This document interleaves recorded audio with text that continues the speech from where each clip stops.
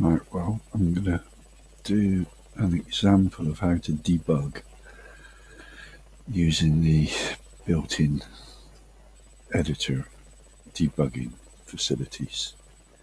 So I'll use this script. It's actually running, but it's got a node name of Robin, and I deliberately did that. It's a mistake.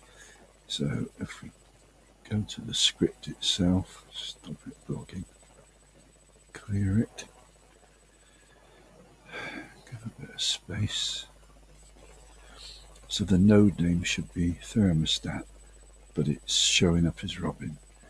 Now this is a very big script, and I've got all sorts of test bits and pieces that I've added into it. But you can see it goes down to, it's over 1,000 lines. And all these different subroutines are sort of accessed from previous ones. So that's the original node name that's being set. If I put that into the variable window and we run it, well, first of all, clear. Actually, I don't think it's been saved, has it? So that needs to link to the device's file saved on the device. So now get variables, and no such variable because the memory has been cleared, the program hasn't been run, so node name hasn't yet been defined. If I run it, that's the script starting. Now that should be saying the node name down there, which it is, but it's got it as Robin instead of thermostat. But now that we've run this script, if I click get variables, now we can see the incorrect one. So that is a script still running, but it is waiting for input for events. So that's at that point. There's the wlog node name local IP, which is this. So node name is wrong here, which will set a breakpoint. And it's okay here, which will set another breakpoint. Stop the script. Run it. And we have to get variables again. And at that point, it's just been declared as thermostat, so it is correct. If we run on to the next breakpoint, which is down the bottom, we have to remember to get variables again. So that's our second breakpoint. Now it's gotten to Robin. So somewhere between there and the first one, there's a problem. Now, hitting this X in the toolbar clears the breakpoints. So let's put in a couple of others. It doesn't really matter where.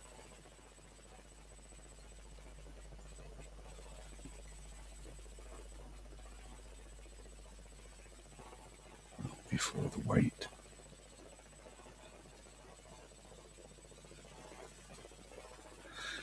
Right, now we have to stop the script because the program counter is sat at the last breakpoint, or if you single step, the last step.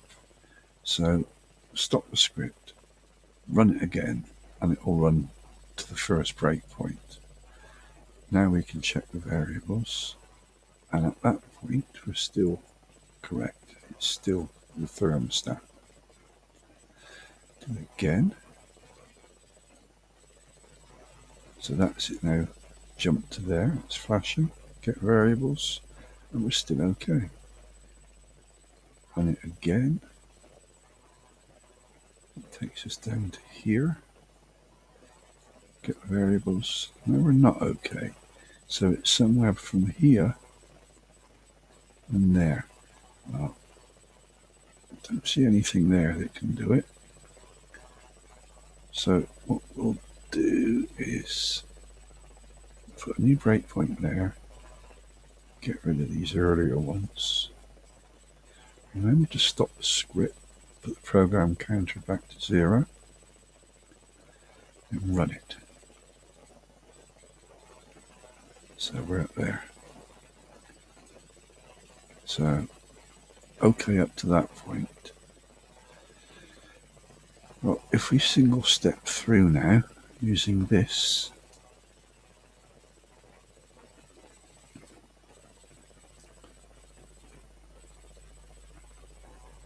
that's conditional. If SPY equals 1, well, that's not set. So it's jumped down to the end if. But we'll just check. No, we're still okay. Step it on.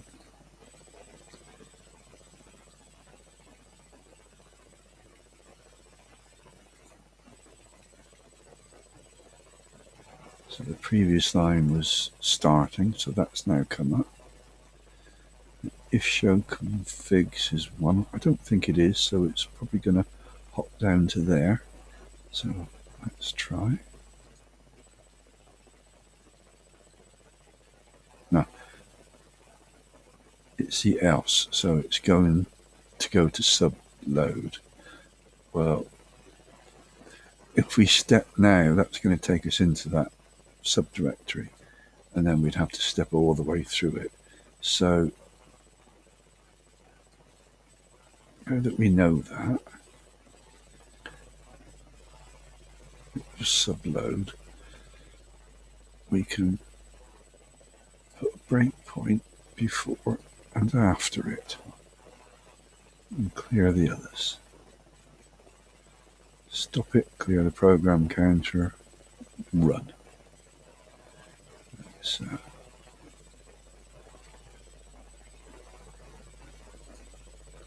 we're still okay there.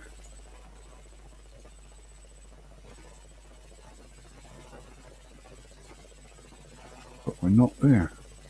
So now we've pinned it down to between there and there. Let's get rid of that and that. And we'll confirm that. So we'll stop to reset the program counter. Run it. Brings us down to here. And our variable's okay at that point. Run it to the next breakpoint. Gone. So then we know the problem is in it. So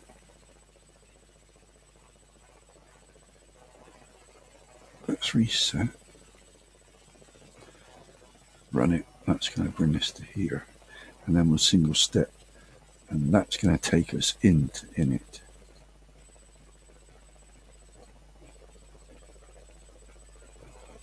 Which is down here.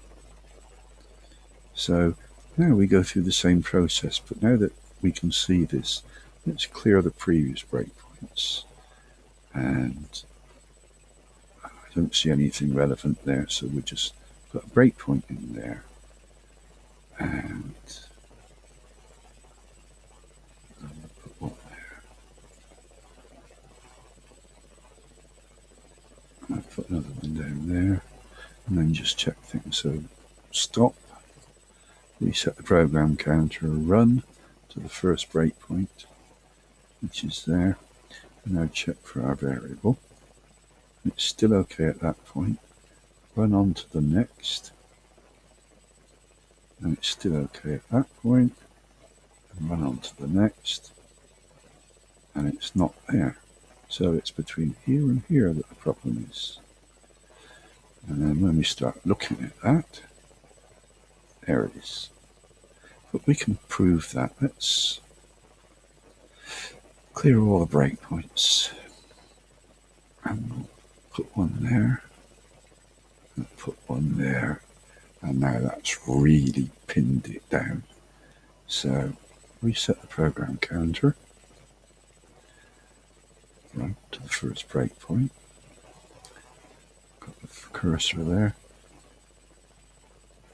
Get the variable when it's correct. Jump to the next. And now it's, so that's pinned it absolutely and totally to that line, which I knew. I mean, I put it in there deliberately. But it lets you find bugs that can otherwise be very, very difficult to track down. And it's there. It's a feature of, let me save that.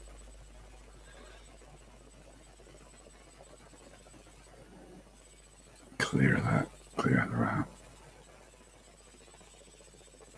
And run just for the sake of it. So